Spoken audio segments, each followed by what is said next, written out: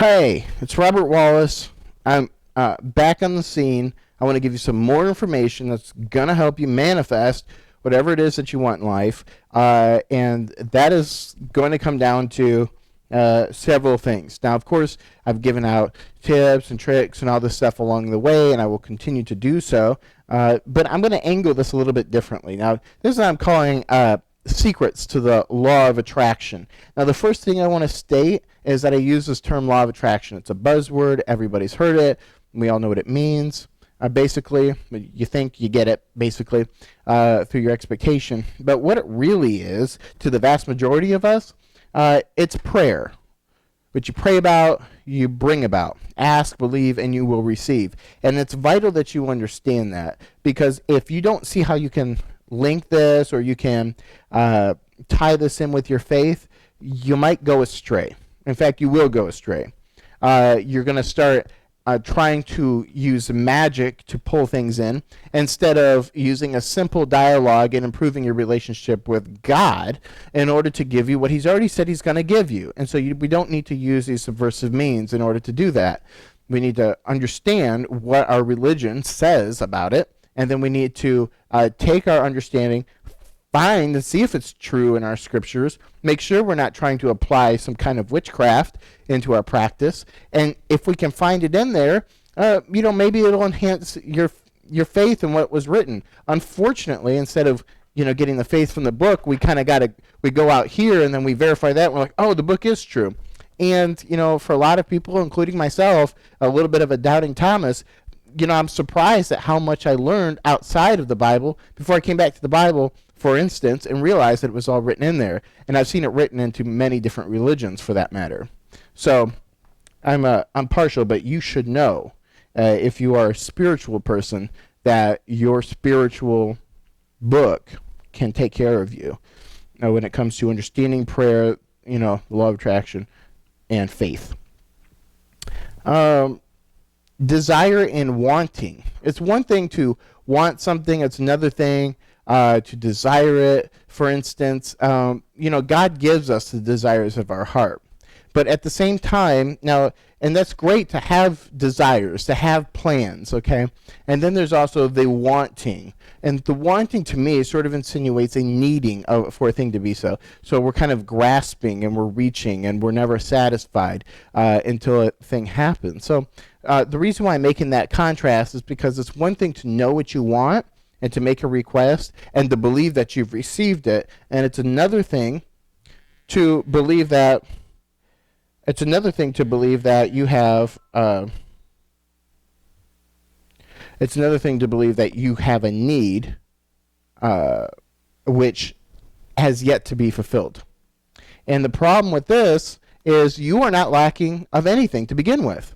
And if you're feeling a lack, it's because you're not holding the object of your desire in the right frame of mind. In fact, you're holding it beyond out of your touch as though it were bigger and greater than God, so that it could not come to you, or that there is something that's between you. But a desire has no problem manifesting, but a wanting will continue to remain a wanting until you become content with it being as it is. As soon as you're content with the thing being as it is, whether it is the way you want it to be or otherwise, then you really loosen up or clear the road for it to come in. Before then, though, it's like having a bunch of signs on the road that say, hey, wait, no more people come in until this thing happens. And what really needs to happen is let everything flow, everything go as is. And let's say I'm trying to manifest a car, and somebody tries to give me a Matchbox car. I could say, no, don't give me that. Afraid that might equal my attraction. That might equal what I've prayed for. Oh, it was confused, and now I've received less. So if I don't receive that, then I hold out, then the big thing will come. No, this is about letting everything come. I see a sign with a car. Yes, I see a little Matchbox car. Yes, now these are signs that, I'm in the flow. I'm on to something. I'm being heard, and they get, it can get bigger and clearer until it manifests. And so along the way, you need to be grateful. You need to be expectant. and you need to be just patient with what's happening, letting everything come in, because everything's got a role to play in your manifesting your life, and that's huge. And cross intentions. This counter intentions, cross intentions, that's saying one thing and then believing the opposite. And we can't emphasize things like this enough, because it goes right back into doubting. If you're not getting something, it's probably because you're believing against it. You have a doubt that it can manifest, a doubt that it will manifest, a doubt that you're worthy of it, a doubt that you're being heard or not. And those sorts of thoughts, you should not give voice to, A. You should not give mind to or attention to, B. And then, and up into that level, once you start suppressing, and not even so much suppressing as in resisting, but suppressing as in not continuing in it, then its appearances are far less until they disappear, until you think a thought and you just automatically move right into expectation. Or automatically, and if it's not going to be something that you want to expect, then you might move automatically right into repentance and say, God, please forgive me, for that, or they may use that as the contrast to say, oh, I've just thought a negative thing. What's the exact opposite? Oh, it's this thing. Let me just pray for that, And so that'll help us to move on and actually get the result that we do desire. So, there's 3 more secrets to the law of attraction for you. I say secrets. None of this is really a secret. It's all been written for thousands of years in, nearly every religion.